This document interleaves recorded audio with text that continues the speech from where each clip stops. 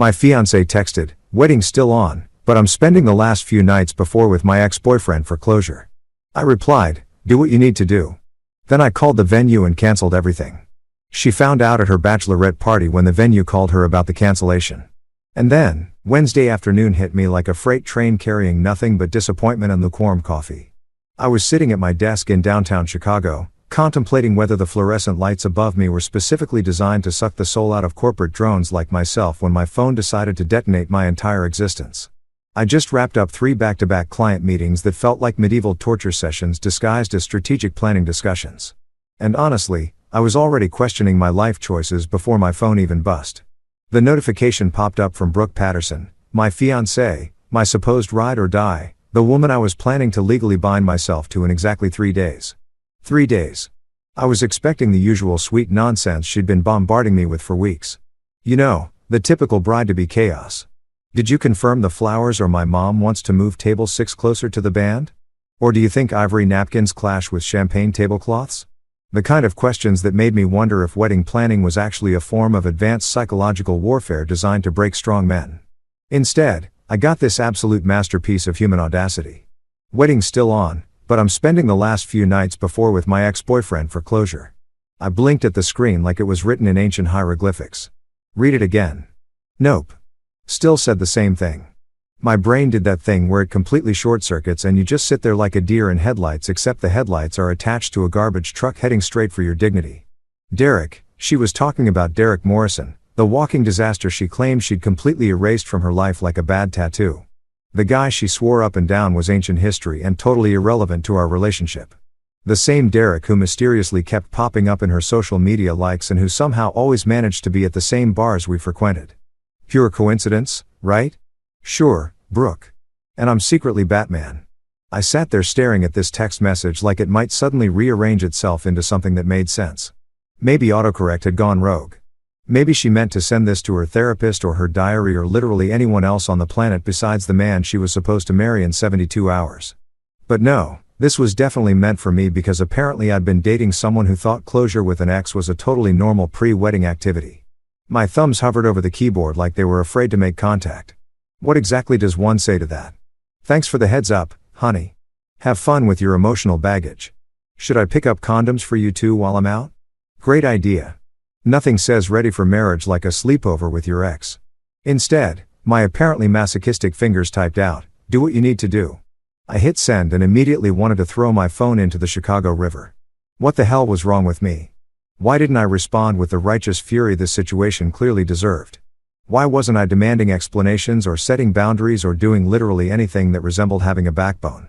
Her response came back faster than a boomerang. "You're the best, Marcus. So mature and secure. This is why I'm marrying you." Oh, the irony was absolutely delicious. She was marrying me because I was mature and secure enough to let her shack up with her ex-boyfriend right before our wedding. What a catch. I was so mature, so secure, so completely spineless that I'd just given my blessing to what was essentially sanctioned cheating with a side of emotional manipulation that I put the phone down on my desk and stared at it like it might explode. The office around me continued its usual Wednesday afternoon hums clicking, phones ringing, Karen from accounting laughing way too loudly at something that definitely wasn't that funny. Normal people doing normal things while my world imploded in real time via text message. The thing is, I knew instantly, and I mean immediately, like some kind of divine revelation, that the wedding was already dead. Not postponed, not complicated, not something we'd work through with couples therapy and awkward conversations. Dead, deceased, pushing up daisies. It had died the moment she hit send on that text. And honestly, it had probably been on life support for months. Because here's the thing about closure. It's the biggest load of crap ever invented by people who want to have their cake and eat it too. You don't need closure from someone you're truly over. You don't need to spend a few nights processing feelings that should have been handled before you accepted someone else's engagement ring. And you definitely don't announce this brilliant plan to your fiancé 3 days before the wedding like you're discussing dinner plans. Sitting there in my beige cubicle, surrounded by motivational posters about teamwork and synergy, I felt something I hadn't experienced in months. Clarity, pure crystalline clarity about exactly what I needed to do. The wedding was dead, but I was the only one who knew it yet. Brooke was off planning her little closure adventure, completely oblivious to the fact that she just handed me the perfect exit strategy wrapped in her own selfish delusions that I picked up my phone again and scrolled through my contacts. Time to start making some calls. The venue, the caterer, the florist, the DJ, every single vendor who was expecting to make our special day happen. Because if Brooke wanted closure, I was about to give her the most definitive closure she'd ever experienced. 3 days before what should have been the happiest day of my life, I was about to become a runaway groom. And honestly, I'd never felt more relieved about anything in my entire existence. My first call was to Lakeside Manor, the venue where we were supposed to pledge our eternal love in front of 150 witnesses who were about to get a front row seat to the greatest wedding cancellation in Chicago history. The phone rang twice before a cheerful voice answered. Lakeside Manor, this is Jennifer. How can I make your special day perfect? This is Marcus Grant, I said. My voice surprisingly steady for someone who was about to torch his entire future. Cancel everything for Saturday. The silence on the other end was so profound, I could practically hear Jennifer's brain malfunctioning. I'm sorry. Did you say cancel? As in the entire wedding? That's exactly what I said. The whole shebang. Done. Finito. Over and out. Jennifer's professional composure cracked like a cheap vase hitting concrete. Mr. Grant, I have to remind you that with less than 72 hours notice, you'll forfeit the entire deposit. Plus, we'll need to charge you for I don't care, I interrupted, feeling a weird sense of liberation wash over me. Charge whatever you want.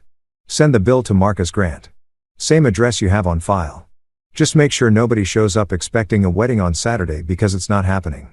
After Jennifer finished sputtering about contracts and policies, I hung up and immediately dialed the honeymoon resort in Maui because nothing says dodged a bullet like canceling your romantic getaway to paradise where you would have spent a week pretending everything was fine while your new wife probably texted Derek about their amazing closure sessions. Aloha, Grand Wa Resort. This is Kailani speaking. Hi Kailani.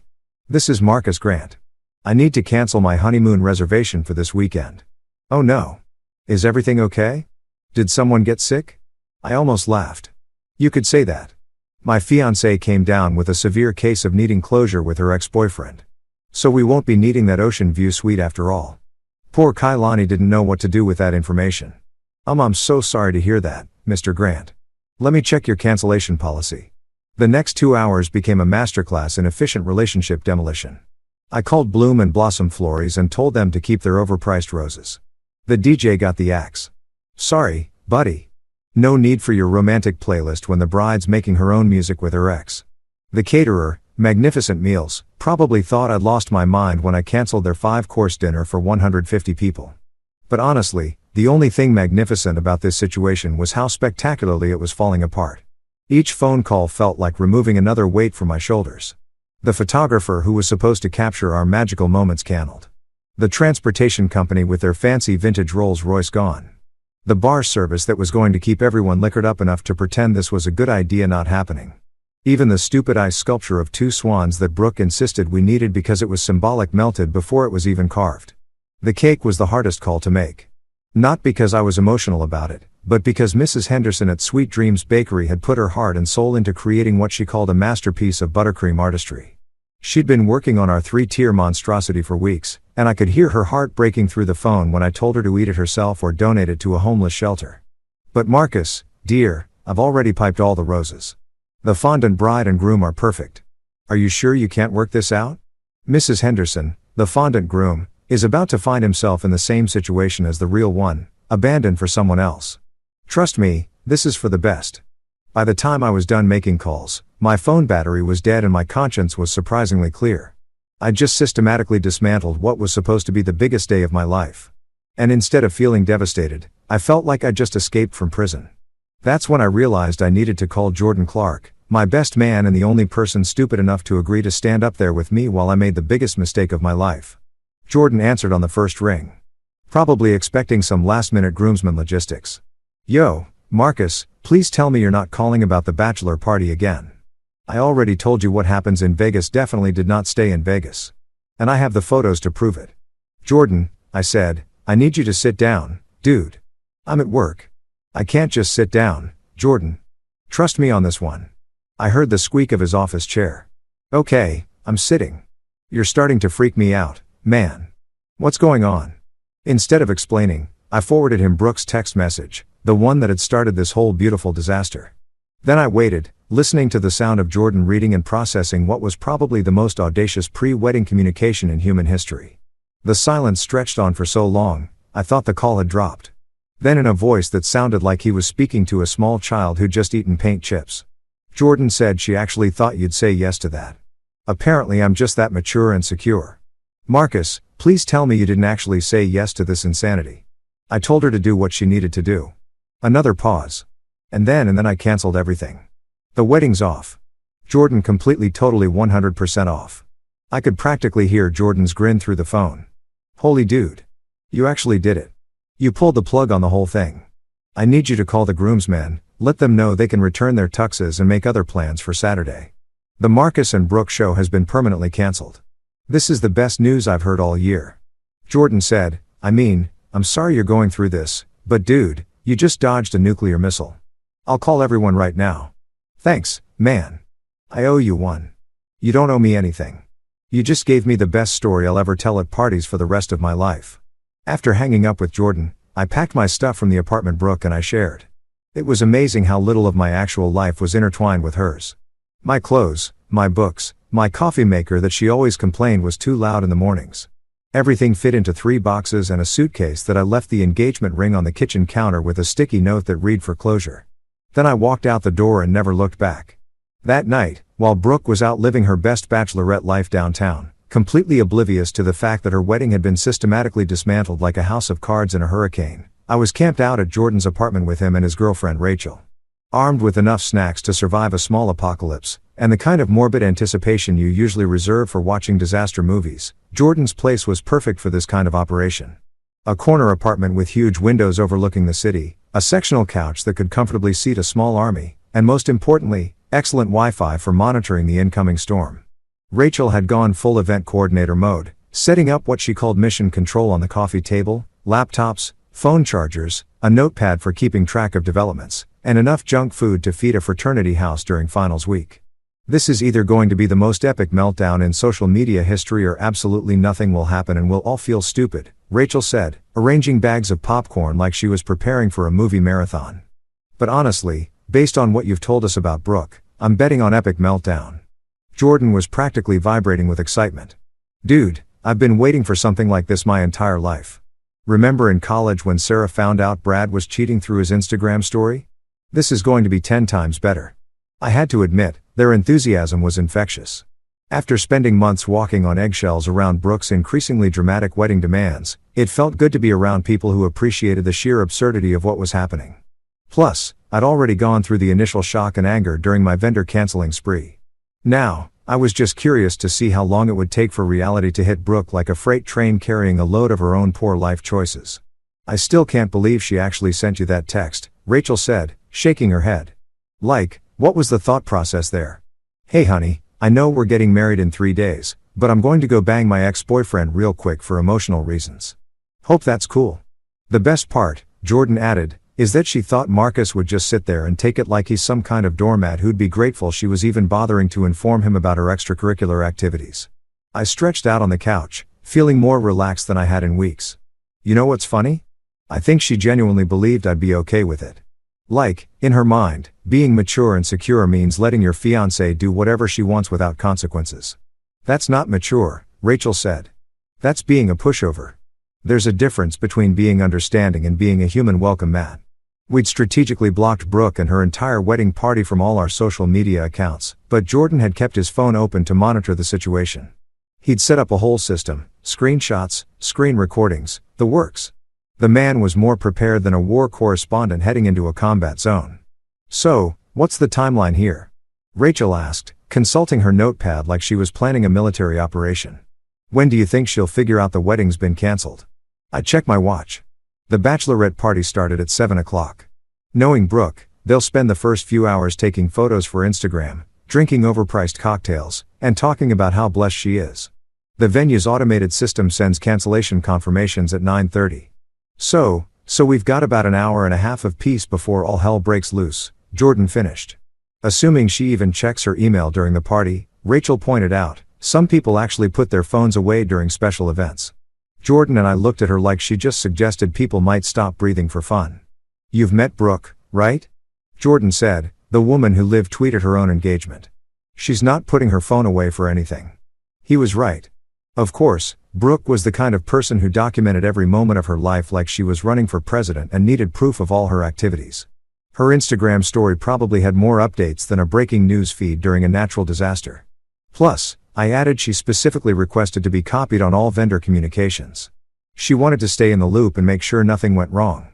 Well, congratulations, Brooke. You're definitely going to stay in the loop. We settled in to wait, making predictions about how the night would unfold. Rachel thought Brooke would call me first, probably screaming. Jordan was betting on a complete social media meltdown with angry posts and dramatic proclamations. I was leaning toward a full-scale family intervention, complete with her mother, Helen, showing up at Jordan's door, demanding explanations. What I don't understand, Rachel said, opening a bag of chips, is why Derek went along with this plan. Like, what guy thinks it's a good idea to sleep with someone else's fiancée 3 days before their wedding? The kind of guy who's been trying to break them up for months, Jordan replied. Think about it. He gets to play the supportive ex-boyfriend while simultaneously sabotaging her relationship. It's actually kind of brilliant in a completely psychotic way. Except he didn't count on Marcus having a spine. I pointed out his whole plan depended on me being too pathetic to do anything about it. Their plan. Rachel corrected. Don't forget Brooke was in on this, too. She probably thought she could have her cake and eat it, too. Marry you for stability and keep Derek around for whatever pathetic emotional validation she gets from him. The more we talked about it, the clearer it became that this whole situation had been brewing for months. All those times Derek mysteriously showed up places. All those conversations about closure and unresolved feelings. All those moments when Brooke seemed distracted or defensive when I asked about her past relationships. It hadn't been paranoia or insecurity on my part. It had been pattern recognition. You know what the really messed up part is?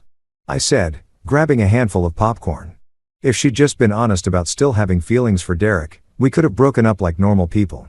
Instead, she decided to string me along right up until the wedding like I was some kind of backup plan. That's what narcissists do, Rachel said matter-of-factly. They keep people around as options while they explore other opportunities. The engagement ring was probably just insurance in case things didn't work out with Derek. Jordan's phone buzzed with a notification, and we all froze like we'd been caught doing something illegal.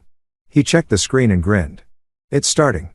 At exactly 9:23 p.m., Jordan's phone lit up like a Christmas tree having an electrical malfunction.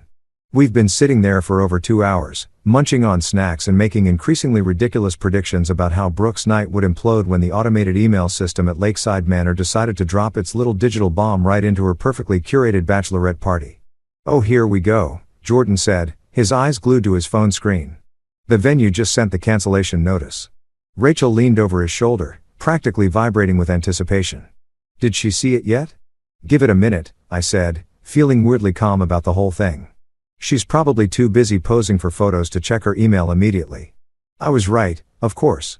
Brooke's Instagram story had been updating every 15 minutes like clockwork since 7 o'clock. The progression was almost artistic in its predictability. Pre-party shots of her getting ready in a white satin robe that probably cost more than most people's rent. Arrival photos at the rooftop bar and matching bride tribe shirts that made everyone look like they were advertising a cult group, shots with overpriced cocktails that came with sparklers because apparently regular drinks weren't extra enough for this crowd. Her maid of honor Gretchen Morrison. Yes, Derek's sister. Because apparently this whole situation needed an extra layer of family drama, had been documenting everything with the enthusiasm of a war correspondent covering the liberation of Paris.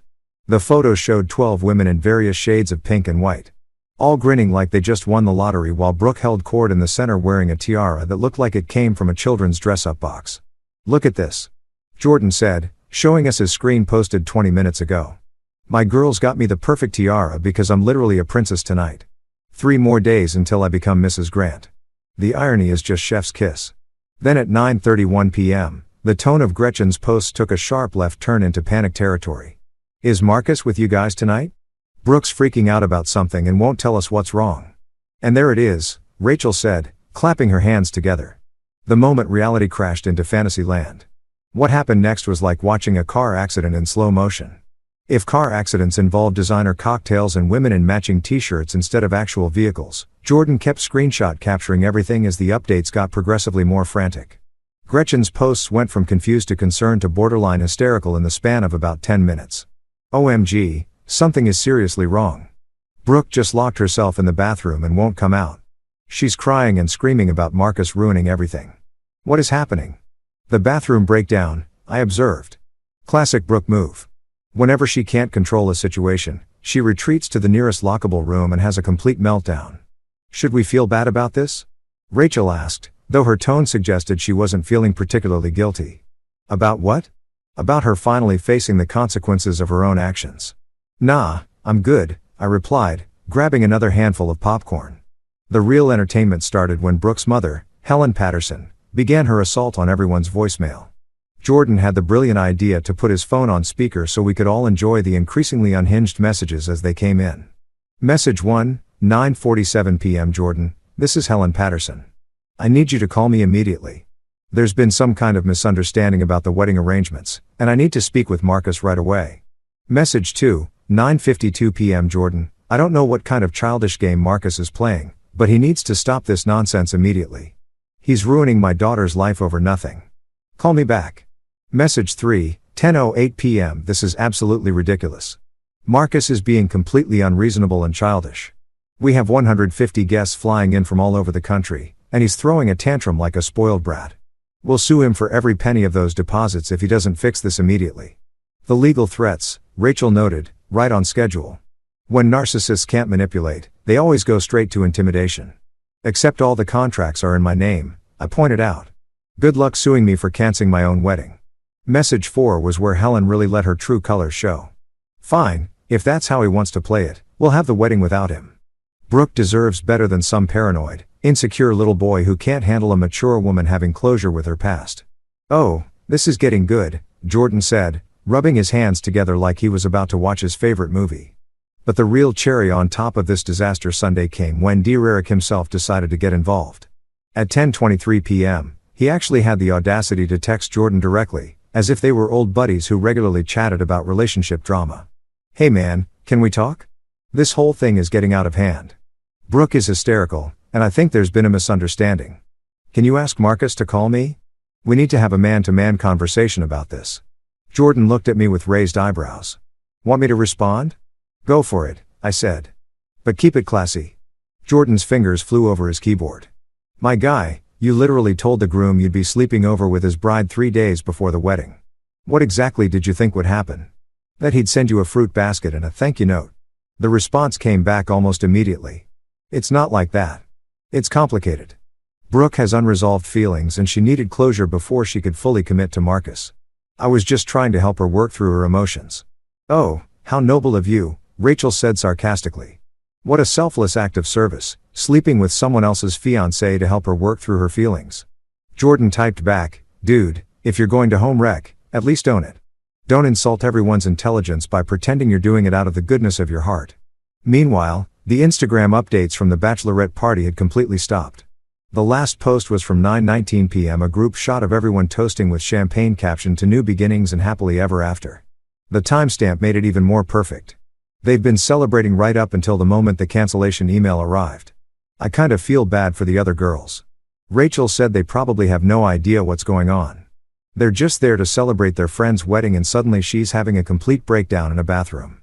Don't feel too bad, I replied. Half of them have been dealing with Brooke's drama for years. This is probably just Tuesday for them. By 10:45 p.m., the messages had stopped coming. Either Brooke's phone had died, she'd thrown it in the Chicago River, or someone had physically restrained her from sending any more unhinged communications. The silence was almost more ominous than the chaos had been. Think it's over? Rachel asked. Jordan and I looked at each other and started laughing. Oh, this isn't even close to over. I said, this is just the opening act. Tomorrow's going to be the real show. Thursday morning arrived with all the subtlety of a freight train carrying a cargo load of fresh and Brooke was apparently the conductor.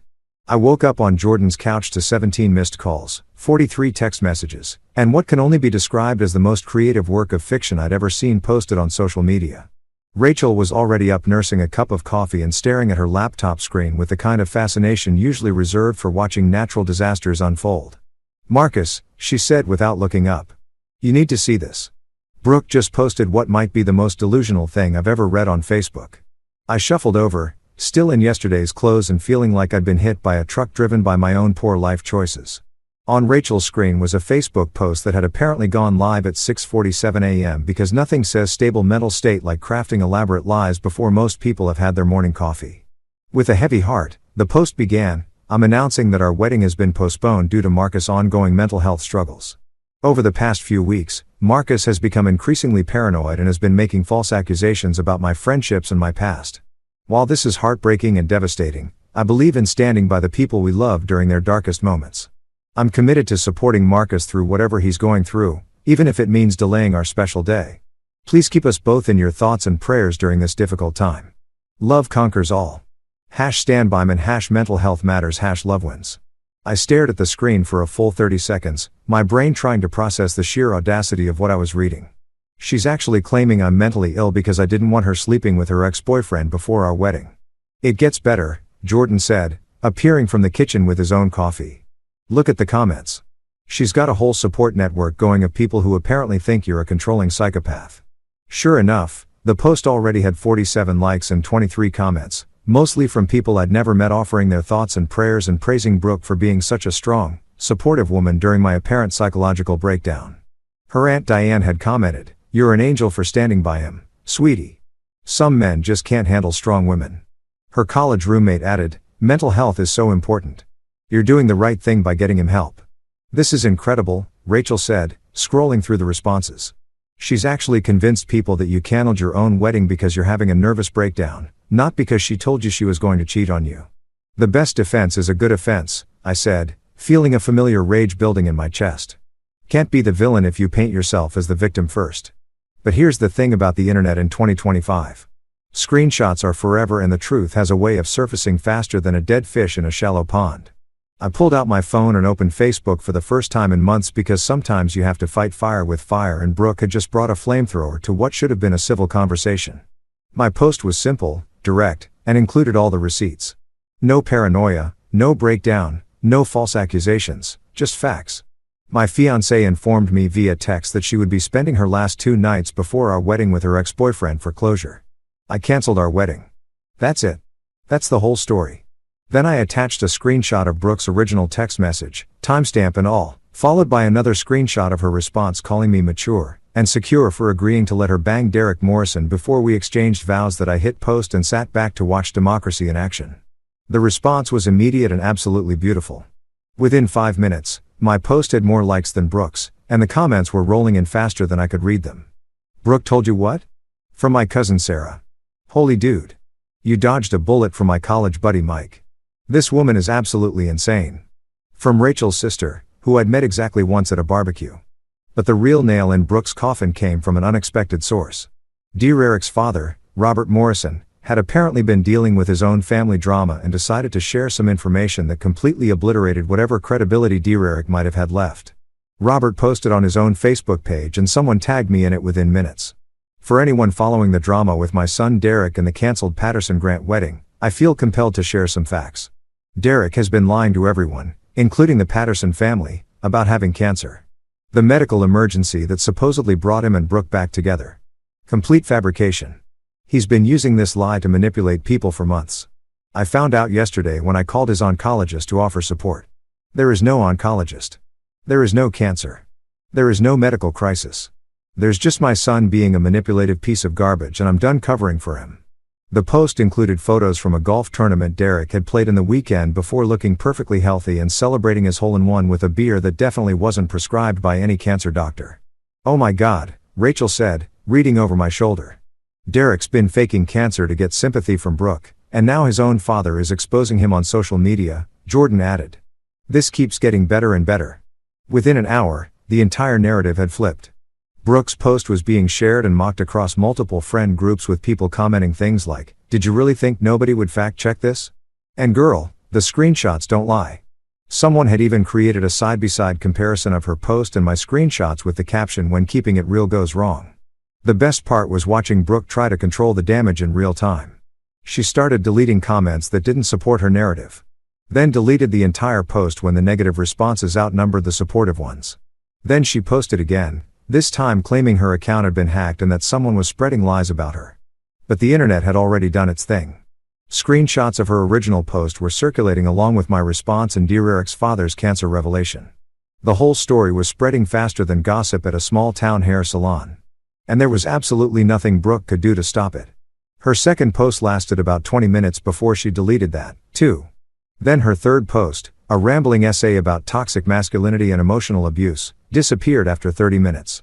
By noon, she'd given up on Facebook entirely and made her Instagram account private. But the damage was already done. My phone was buzzing constantly with messages from friends, family members, and even people I barely knew, all expressing their shock and support. I never liked her anyway, my sister texted. She always seemed fake. My mom called to make sure I was okay and to tell me she'd already told everyone at her book club what had happened. The best message came from my grandmother. Good riddance to bad rubbish. Come over for dinner Sunday and I'll make your favorite pot roast. You're better off without that flawy. Got to love Grandma's no-nonsense approach to relationship advice. Thursday night at Jordan's apartment felt like being inside a fortress under siege, except instead of medieval armies. We were dealing with an angry mob of wedding guests who apparently thought showing up unannounced was a totally reasonable response to having their Saturday plans canceled. I was sprawled on the couch, finally starting to relax after watching Brooke's reputation get absolutely demolished on social media all day. When Jordan's Ring doorbell started going absolutely berserk. What the hell? Jordan said, checking his phone. Someone's at the door. The video feed showed what can only be described as the most pathetic war party ever assembled. Leading the charge was Helen Patterson, Brooke's mother, dressed like she was heading to a country club board meeting rather than staging an intervention. Behind her stood Roger, Brooke's dad, looking like he'd rather be literally anywhere else on earth. Gretchen was there too, still wearing her bride tribe shirt from the night before, which was either dedication or a complete inability to read the room. And bringing up the rear, like the world's most unwelcome surprise guest, was Derek Morrison himself. But the real star of this show was Brooke, front and center, still wearing her bachelorette party tiara. Because apparently accessories are the most important thing when you're having a public meltdown. This is actually happening, Rachel whispered, peering over Jordan's shoulder at the phone screen. They actually formed a posse and came here. The doorbell rang again, followed by aggressive knocking that sounded like Helen was trying to beat down the door with her perfectly manicured fists. Jordan pressed the intercom button on his phone, and suddenly we could hear the circus that was happening in his hallway. Jordan Clark, I know you're in there. Helen's voice came through the speaker, shrill and demanding. We need to speak with Marcus immediately. This has gone on long enough. Ma'am, this is a private residence, Jordan replied through the intercom, his voice perfectly calm and professional. You need to leave. Don't you dare ma'am me, young man. Helen shot back. Do you have any idea what your friend has done? We have 150 guests flying in from all over the country for a wedding that's supposed to happen in 2 days. Roger stepped forward, looking like he was about to negotiate a hostage situation. Jordan, please.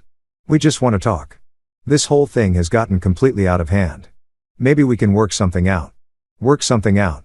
I said to Jordan, what are we negotiating, a business merger? Through the speaker, we could hear Brooke's voice, high-pitched and hysterical. Marcus is being completely unreasonable. All I wanted was closure. I wasn't going to actually do anything with Derek. Then why did you ask to spend 2 nights with him? Jordan asked through the intercom, and I had to give him credit for cutting straight to the heart of the matter. That's when Derek decided to chime in because apparently this situation wasn't already ridiculous enough. Look, man, I think there's been a misunderstanding. Can we just talk this out? Monto man, I know how this looks, but it's not what you think. Jordan looked at me with raised eyebrows. I shook my head and made a throat-slitting gesture. No way in hell was I having a man-to-man conversation with the guy who'd been plotting to sleep with my fiancée while pretending to have cancer. Derek, Jordan said into the intercom, you're literally the last person who should be talking to him right now. You told the groom you'd be sleeping over with his bride. What exactly did you think was going to happen? It's not like that. Derek protested. We have history. She needed to process her feelings before she could fully commit to someone else. By processing, you mean sleeping with her? Rachel called out loud enough for the intercom to pick up. Do that. Gretchen's voice joined the chorus. This is all just a big misunderstanding. Brooke loves Marcus. She's always loved Marcus. Derek was just helping her work through some unresolved emotions. Unresolved emotions. I repeated. Is that what we're calling it now? The conversation continued for another 10 minutes with Helen making increasingly ridiculous demands and threats. She wanted me to come downstairs and discuss this like adults. She wanted Jordan to stop enabling Marcus' childish behavior.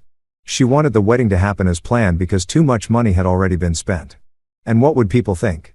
The best part was when she started making legal threats again. We'll sue you for emotional distress. We'll sue you for the deposits. We'll sue you for everything you're worth. Ma'am, Jordan replied, you can't sue someone for canceling their own wedding. Also, I'm pretty sure emotional distress requires proving that the person actually caused the distress, not just responded appropriately to it. That's when Brooke completely lost it. Through the intercom, we could hear her screaming at the top of her lungs. This is insane. I was doing Marcus a favor by marrying him. He should be grateful that someone like me even wanted to be with someone like him. And there it is, Rachel said quietly. The truth finally comes out. I could have had anyone. Brooke continued, Derek has been begging me to come back to him for years. I chose Marcus because I thought he was stable and secure, but he's just as crazy and jealous as every other guy I've dated. Wow, I said. She's really selling herself as quite the catch there. Roger's voice came through next, and for the first time, he sounded genuinely embarrassed. Brooke, honey, maybe we should go home and talk about this privately. No, she shrieked. I'm not leaving until Marcus comes down here and explains himself. He owes me that much. Actually, Jordan said through the intercom, he doesn't owe you anything. But I'll tell you what, security is on their way up, so you might want to start heading toward the elevator. That wasn't actually true, but it had the desired effect. We could hear Helen sputtering indignantly and Roger trying to convince everyone to leave before things got worse. Gretchen was arguing with Derek about whether they should wait for security or just leave. And through it all, Brooke was still screaming about how unfair everything was. The final nail in the coffin came when Derek tried one last desperate appeal. Marcus, if you're listening, just give me 5 minutes to explain. This whole thing got blown way out of proportion. Brooke and I have a connection that goes back years, and she needed to explore that before she could fully commit to you. I was just trying to help her be sure about her decision. Jordan's response was absolutely perfect. Dude, you just admitted you were trying to steal another man's fiancée on camera while standing outside his friend's apartment building at 10 o'clock at night wearing yesterday's clothes. Maybe it's time to reevaluate your life choices. Within 5 minutes, building security actually did show up and we watched through the ring camera as the whole pathetic group was escorted toward the elevators. Brooke's last words screamed over her shoulder as they disappeared from view were, "You'll regret this forever, Marcus. You're making the biggest mistake of your life somehow," I said, settling back into the couch. I doubt that. Friday rolled around with all the pomp and circumstance of a funeral march, which was pretty fitting considering we were supposed to be having our rehearsal dinner at the Oakwood Country Club that evening. Instead of practicing wedding vows and toasting to our future happiness, I was sitting in Jordan's kitchen eating leftover Chinese takeout and watching Brooke's world continue to implode in spectacular fashion. The day started quietly enough. Too quietly, actually. After Thursday night's doorbell invasion, I was expecting some kind of escalation, but my phone had been surprisingly silent all morning. No angry texts, no voicemails from Helen threatening legal action, no social media posts claiming I'd been possessed by demons or abducted by aliens. It was almost unsettling. This is the calm before the storm, Rachel said, sipping her coffee and scrolling through her phone. Bru's not the type to just give up and accept defeat. She's planning something. She was right, of course. At exactly 2:30 p.m., my phone rang with a call from the Oakwood Country Club. I recognized the number because I called them Wednesday to cancel our rehearsal dinner reservation along with everything else on our wedding weekend itinerary. Mr. Grant, this is Patricia from Oakwood Country Club, the voice said, sounding frazzled and confused. I'm calling because we have a situation here and I need to verify some information with you. What kind of situation? I asked, though I had a pretty good idea where this was heading. Well, sir, we have a woman here claiming to be your fiancée, and she's insisting that your rehearsal dinner is still on for tonight. She's with an older woman who says she's the mother of the bride, and they're demanding that we honor your reservation. They're saying there was some kind of miscommunication about the cancellation. I could hear shouting in the background, and Patricia's voice dropped to a whisper. Mr. Grant, I have to ask, did you actually cancel this reservation or was there some kind of mistake? I absolutely canceled it. I said Wednesday afternoon around 3 o'clock. I spoke with someone named Jennifer. I think the reservation was completely cancelled and I was told there would be cancellation fees. That's what our records show. Patricia confirmed. But these women are insisting it's a mistake and they're causing quite a scene. The older woman is demanding to speak with the manager and threatening to charge everything to your credit card. My credit card? I laughed. Patricia, I need you to understand something very clearly. I am not getting married tomorrow. There is no wedding. There is no rehearsal dinner. These women are not authorized to use my credit card for anything. And if they try, it's fraud. Do you understand? Yes, sir. I understand completely. Should I call security? Through the phone, I could hear Helen's voice getting louder and more indignant. This is absolutely ridiculous. We've been planning this event for months. You cannot treat paying customers this way. Patricia, I said, yes, please call security. And if they refuse to leave, call the police. I want this documented in case they try to pull any more stunts. 20 minutes later, Patricia called me back. Mr. Grant, I wanted to follow up. We did have to call the police to escort them off the property. The younger woman became quite belligerent when we explained that the reservation was cancelled, and the older woman actually tried to physically push past our hostess to get to the private dining room. Are you serious? Unfortunately, yes. The police report is being filed as trespassing and attempted fraud. They tried to force us to charge your card for services you'd already canceled. The officer said, this kind of thing happens more often than you'd think with cancelled weddings. I thanked Patricia and hung up, feeling a weird mix of vindication and secondhand embarrassment. How desperate do you have to be to show up at a venue you know has been cancelled and try to force them to honor a reservation that doesn't exist? But the real entertainment came later that afternoon when my phone rang again, this time from a number I didn't recognize. I almost didn't answer, but curiosity got the better of me. Marcus. The voice was hesitant, embarrassed. This is Roger. Roger Patterson, Brooke's dad, the man who'd looked like he wanted to disappear into the floor during Thursday night's apartment invasion. Hi, Roger, I said, genuinely curious about what he could possibly want to discuss. Listen, son, he said, and I could hear the exhaustion in his voice. I need to ask you something, and I want you to be completely honest with me. Is this really what you want? Is this how you want this whole thing to end? For a moment, I almost felt bad for him. Roger had always seemed like a decent guy who'd gotten stuck in the middle of his wife and daughter's drama. But then I remembered why we were having this conversation in the first place. Roger, did you see Brooke's text message? The one where she told me she was going to spend 2 nights with her ex-boyfriend before our wedding. Silence on the other end. Because I've got screenshots if you want to see them. I continued along with her response, calling me mature and secure for letting her do it. More silence. And did you know that dear Eric has been lying about having cancer? That the whole medical emergency that brought them back together was completely fake alongside. Yeah, I saw Robert's post yesterday about Derek faking the cancer thing. So, knowing all that, do you really think I should marry your daughter tomorrow? The pause stretched on for so long, I thought the call had dropped. Finally, Roger spoke again, his voice barely above a whisper. No. I guess I wouldn't want my son to marry someone who did that to him. I appreciate your honesty, Roger. I really do. Marcus, for what it's worth, I'm sorry. I knew Helen was encouraging this whole closure thing with Derek. She thought he had money. Thought maybe Brooke could do better. I should have said something, but he trailed off. But what? But I've been thinking about divorce for 2 years, and I didn't want to rock the boat until after the wedding. Guess that doesn't matter now. Holy Brooke's parents were getting divorced, too. This day just kept getting better and better. I'm sorry to hear that, Roger. But maybe this is all for the best for everyone. Yeah, he said sadly. Maybe it is. Take care of yourself, Marcus. You're a good kid and you deserve better than this circus. After he hung up, I sat there staring at my phone trying to process everything that had happened. In the span of 3 days, I'd canceled my wedding, watched my ex-fiancé have multiple public meltdowns, been threatened with lawsuits, had my mental health questioned on social media, gotten invaded by angry relatives, and now learned that my almost in-laws were splitting up, too. And somehow, despite all the chaos and drama, I felt better than I had in months. Everything okay? Jordan asked, walking into the kitchen. Yeah, I said, surprising myself with how much I meant it. Everything's actually pretty great. Friday night was supposed to be our rehearsal dinner.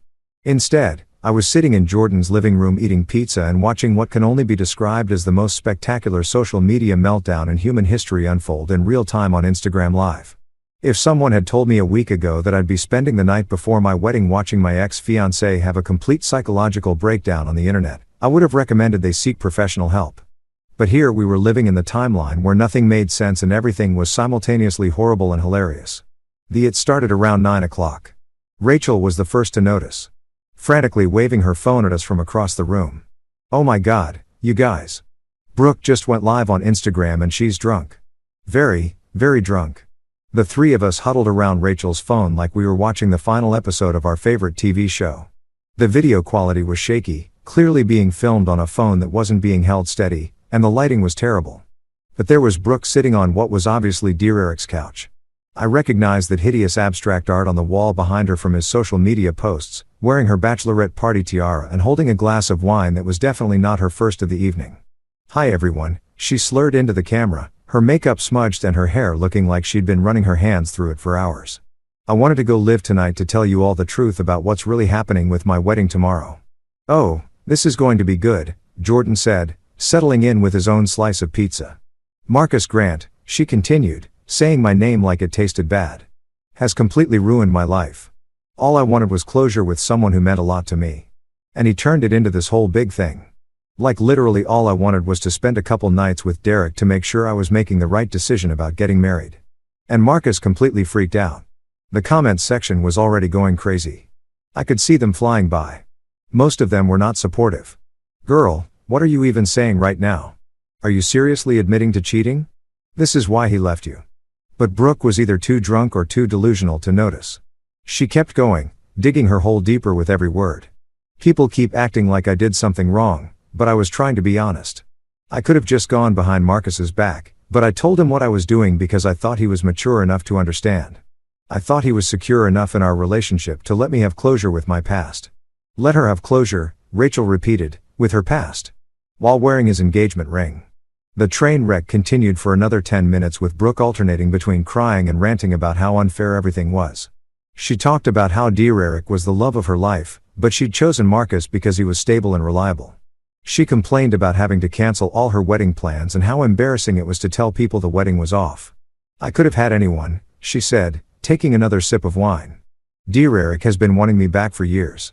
He told me he'd do anything to be with me again, and I chose Marcus because I thought we could build a good life together, but he's just as jealous and insecure as every other guy I've dated. The comments were brutal, so you settled for him.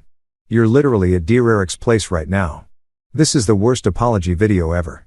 But the absolute best part came when Derek himself appeared in the background of the video. You could see him in the kitchen frantically gesturing for Brooke to stop talking, but she was completely oblivious. The comments immediately picked up on it. Is that Derek behind you? Girl, you're literally proving his point. That's when Brooke really lost it. Someone in the comments asked why she was at Derek's apartment if this was all just about closure, and she completely snapped. Because Marcus kicked me out, she screamed at the phone. He packed up all his stuff and left me with nothing. He canceled our apartment lease and I had nowhere else to go. Derek is the only person who actually cares about me and supports me through this. Wait, I said, pausing with a piece of pizza halfway to my mouth. She's telling people I kicked her out. I left. She kept the apartment. Facts don't matter when you're having a mental breakdown on Instagram Live. Rachel pointed out the video kept getting worse. Brooke started crying again, mascara running down her face, talking about how she'd given up so much for our relationship and how ungrateful I was. She claimed she'd turned down job opportunities and moved to Chicago just to be with me, which was interesting since she'd already been living here when we met and had never mentioned any job opportunities elsewhere. Then Derek made his big mistake.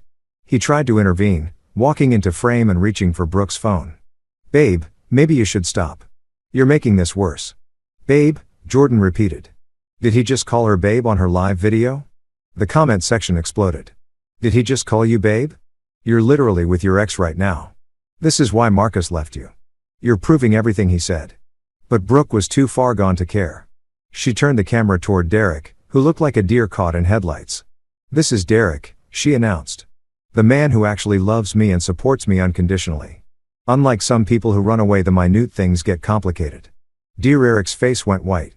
Brew, turn off the phone, please. No, she said, turning the camera back to herself.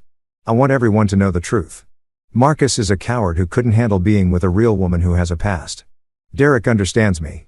Derek accepts me for who I am. The whole thing devolved from there. Derek kept trying to get Brooke to end the video while she got increasingly belligerent and defensive.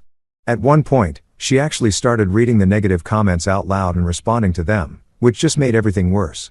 You're literally cheating right now, she read. I'm not cheating. I'm single. Marcus broke up with me, remember? I can do whatever I want. This is so embarrassing, she continued. Girl, stop talking. Why should I stop talking? Everyone wants to judge me, but nobody wants to hear my side of the story. The final nail in the coffin came when someone in the comments pointed out that Derek's apartment walls were visible behind her and they'd seen his address posted on social media before. You're at Derek's place on what should have been your rehearsal dinner. The comment read that Brooke's response was to pan the camera around Derek's living room showing off his terrible furniture and that gothful abstract art. Yeah, I'm at Derek's place. So what? At least someone wants me here. The video finally ended when Derek physically took the phone away from her, but not before she managed to slur out one final message. "Marcus Grant, if you're watching this, you're going to regret leaving me for the rest of your pathetic life." The silence in Jordan's living room was deafening. "Well," Rachel said, "finally, that happened.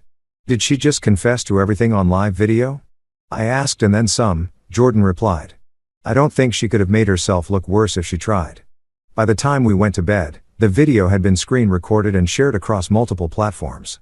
Whatever reputation Brooke had left was officially gone. Saturday morning dawned crisp and clear, the kind of perfect autumn day that wedding planners dream about and brides spend months praying for. Ironically, it was absolutely gorgeous weather for a wedding that was never going to happen. Instead of waking up in some overpriced hotel suite, surrounded by groomsmen making terrible jokes and downing mimosas to calm pre-wedding jitters, I was sitting on the deck of a mountain resort 2 hours outside Chicago, breathing in fresh pine air and feeling more at peace than I had in months.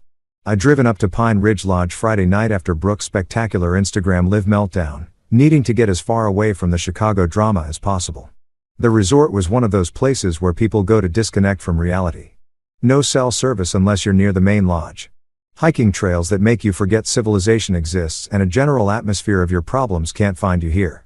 It was exactly what I needed while my former life imploded back in the city that my phone, which I'd left charging in the room, had been mercifully quiet all morning. The beauty of being in the middle of nowhere was that whatever fresh hell Brooke and her circus were creating, it couldn't reach me until I was ready to deal with it. I was sipping coffee and watching eagles circle over the lake when I finally decided to check my messages around noon. Wholly apparently, while I was enjoying my peaceful mountain retreat, absolute chaos had erupted back at Lakeside Manor. Despite my canceling everything 3 days ago, despite the venue confirming the cancellation, despite multiple people being informed that there was no wedding happening, somehow 30 people had still shown up in full wedding attire, expecting to see me pledge my eternal love to a woman who was probably hung over at her ex-boyfriend's apartment. The messages from Jordan painted a picture so absurd it could have been a Saturday Night Live sketch. Brooke and Helen had apparently told select family members that the wedding was just postponed, not canceled, and that everything would work itself out by Saturday. They'd convinced Brooke's grandmother, her aunts and uncles, a handful of cousins, and even some of her college friends to show up anyway because Marcus would come to his senses. But here's where it got really good. Lakeside Manor, being a popular venue, had booked another event in our place, a corporate retreat for some tech companies celebrating their quarterly achievements. So, when Brooke's relatives showed up expecting to find a wedding ceremony, they instead walked into a room full of software engineers wearing matching polo shirts and discussing customer acquisition metrics. "Dude," Jordan had texted. "You should see the photos Rachel's getting from her friend who works at the venue." Brooke's grandmother showed up in a floor-length purple dress and a fascinator demanding to know where the bridal party was. Meanwhile, there's a guy in khakis giving a PowerPoint presentation about user engagement in the background. It's surreal. The venue staff, God bless them, had tried to explain that there was no wedding scheduled, but Helen had apparently gone full Karen mode, demanding to speak with managers and threatening to sue everyone in sight. Security had to be called when she tried to force her way into the conference room where the Tech brothers were trying to enjoy their team-building exercises. But the absolute crown jewel of this disaster was what happened when Derek's father, Robert Morrison, showed up. Apparently, Derek had been telling his parents that he was getting married to Brooke. Conveniently, leaving out the small detail that she was supposed to be marrying someone else first. Robert had driven 4 hours from Milwaukee wearing his best suit and carrying a wedding gift, expecting to watch his son finally settle down with a nice girl. Instead, he walked into a cluster of confused wedding guests, corporate retreat attendees, and venue staff trying to manage the chaos. When he asked where Derek was, someone helpfully informed him that Derek was probably at home with his fiancée, who had just canceled her wedding to another man 3 days ago. According to the reports I was getting, Robert had stood there for a full minute processing this information before asking to speak with Helen Patterson. The conversation that followed was apparently loud enough to be heard over the corporate team's trust fall exercises. "Your daughter was supposed to marry someone else today?" Robert had asked, his voice carrying across the entire venue.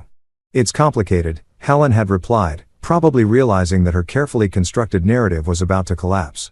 "And my son was involved with her while she was engaged to this other man. Derek and Brooke have a special connection. My son helped break up an engagement." Robert's voice was getting louder. "My son, who I raised to be a decent human being, was sleeping with another man's fiancée. That's when Helen made her fatal mistake. Your son has cancer. Brooke was just being supportive during his medical crisis." The silence that followed was apparently so complete that even the Tech brothers stopped their presentation to see what was happening. Robert stood there staring at Helen before pulling out his phone and calling Derek right there in front of everyone. "Derek," he said loud enough for half the venue to hear. "I'm standing in a place where you're supposed to be getting married today, except there's no wedding because the bride was apparently already engaged to someone else and this woman is telling me you have cancer. So, I have one question for you. What the is going on?" The phone conversation lasted about 30 seconds before Robert hung up and turned back to Helen and the assembled crowd. "Ladies and gentlemen," he announced, "my son does not have cancer. He has never had cancer. He's been lying to manipulate this woman and destroy her relationship with her fiancé. And as of right now, he's no longer my son." Then he walked out, leaving his wedding gift on the reception table and Helen standing there with her mouth open like a fish out of water. The police were called for the second time in 3 days and the whole group was finally escorted off the property, but the damage was done. Brooke's family had witnessed the complete exposure of Derek's lies, Helen's manipulation tactics, and the utter insanity of their entire plan. The best part, according to Jordan's updates, was that Brooke's sister Diana had been recording the whole thing on her phone. By the time I was reading these messages, clips of Robert downing Derek and Helen's shocked reaction were already circulating on social media. Diana had even sent a message to Jordan. "Please tell Marcus I'm sorry for my family's insanity. This is completely unhinged and I'm done with all of them. Also, can you send me his address? I want to return the wedding gift I bought. He deserves better than this circus." As I sat there reading about the spectacular finale to what should have been my wedding day, I felt something I didn't expect. Gratitude. Not just relief. Not just vindication, but genuine gratitude that Brooke had sent me that text on Wednesday. Because if she hadn't, I would have married into this family of manipulative, delusional people and probably spent years trying to figure out why I was so miserable. Instead, I was sitting on a mountain breathing clean air and watching my former problems destroy themselves without any help from me. That it was the best wedding day I never had. 6 months later, I was sitting in my new apartment, a beautiful corner unit in Lincoln Park that I could actually afford now that I wasn't splitting everything with someone who considered a $300 throw pillow a necessity. Scrolling through my phone and marveling at how completely my life had transformed. The autumn sunlight was streaming through windows that were actually clean because I'd learned to take care of my own space. And my coffee tasted better than it ever had when I was sharing a kitchen with someone who criticized my brewing technique daily. The aftermath of what had started calling the great wedding disaster of 2025 had been almost poetic in its justice. Brooke and Derek were still together, if you could call what they had together. Last I'd heard through the Chicago Gossip Network, they were living in Derek's basement studio apartment because Brooke had been evicted from our old place after missing 3 months of rent. Apparently, when you spend all your time having dramatic meltdowns on social media instead of going to work, employers tend to notice their relationship, from what I could gather through mutual acquaintances who couldn't resist sharing updates, was exactly as toxic and miserable as you'd expect. Brooke had discovered that Derek, without the thrill of sneaking around and lying to other people, was just an unemployed manchild who played video games all day and couldn't hold down a job because he kept getting fired for personality conflicts with his supervisors. Derek, meanwhile, had learned that Brooke, without the ego boost of having multiple men competing for her attention, was just a high-maintenance drama queen who expected him to fund her lifestyle while she found herself. The best part was that Brooke kept posting these obviously fake happy couple photos on Instagram, trying to convince the world that they were living some great love story. But anyone with functioning eyes could see that Derek looked miserable in every single picture. And Brooke's captions were getting increasingly desperate. "Living my best life with my soulmate," she'd write. While Derek looked like he was being held hostage in the background of their selfies. Helen and Roger's divorce had been finalized 2 months ago. And from what I'd heard, it had been spectacular. Roger had apparently kept detailed records of Helen's spending habits and her involvement in encouraging Brooke's affair, which hadn't played well in court. Helen was now living in a 1-bedroom apartment, and working at a department store cosmetics counter, a far cry from her country club queen lifestyle. Roger, meanwhile, had moved to Florida, bought a boat, and according to his Facebook posts, was living his best life fishing and playing golf without anyone telling him he was doing it wrong.